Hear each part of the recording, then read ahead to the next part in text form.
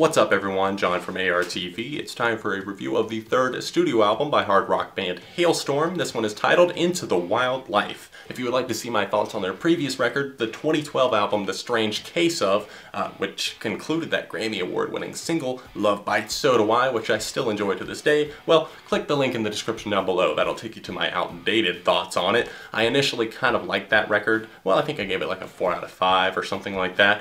And it's kind of faded over time. I guess my musical taste have evolved and changed since then, and I gotta say that I expect a little bit more out of my music, well, my rock music in general these days. The lyrical content, kind of shallow, especially here on Into the Wild Life. Not to say that it was amazing or mind-blowing on their debut or even The Strange Case Of, but still. The instrumentals on this record are definitely the most standout thing about it. They take more influence from tracks like Here's to Us, which saw them going in more of a western and almost country-leaning vibe, and I thought that Lzzy Hale kind of had a good voice for that. I could see her pulling it off. I could almost hear someone like Carrie Underwood singing a few of the tracks on this album, like New Modern Love. That one definitely has one of the more memorable choruses and one of the most western-leaning vibes that you're gonna hear. I do like that they kind of chilled out the instrumentals here on this thing. There aren't a ton of hard and in-your-face tracks, although I do enjoy the ones like I Am the Fire, that one probably being my overall favorite,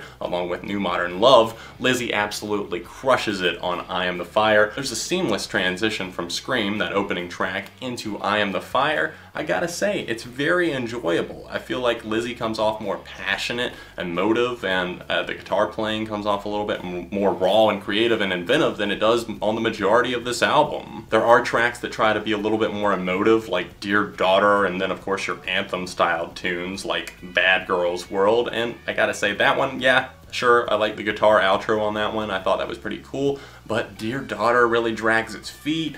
It kind of wanders lyrically and doesn't feel very inspirational, and I gotta say the same thing for Bad Girls World. It clicks with me a little bit more, I guess, the more I've heard it, but still, a lot of these tracks try to be a little bit more uplifting, kind of just something to get stuck inside of your head, if you will, especially for those more fans of like radio-ready rock. If that's what you're into, you'll probably enjoy tracks like Mayhem and Apocalyptic, but for me, they do absolutely nothing. In fact, Apocalyptic kind of makes me cringe. The same goes for the closer, I Like It Heavy, which I'm honestly not sure how I listened to 4 times just because it feels so formulaic to me that I just want to turn it off. What Sober Couldn't Say tries to tug at the old heartstrings, but once again just doesn't really stir me in any way. I think the tracks that click the most are whenever they're being a little bit more creative with their guitar playing. Scream, I Am the Fire, New Modern Love, which explores that kind of western territory that I was talking about. I will say that a lot of the instrumentals felt cool, even on tracks like Gonna Get Mine and The Reckoning, ones that I enjoyed a little bit more just because of how cool and I guess laid back almost the presentation of the instrumentals felt. And Lzzy's vocal performance, well, it kind of went along with that, but at the same time it didn't quite feel like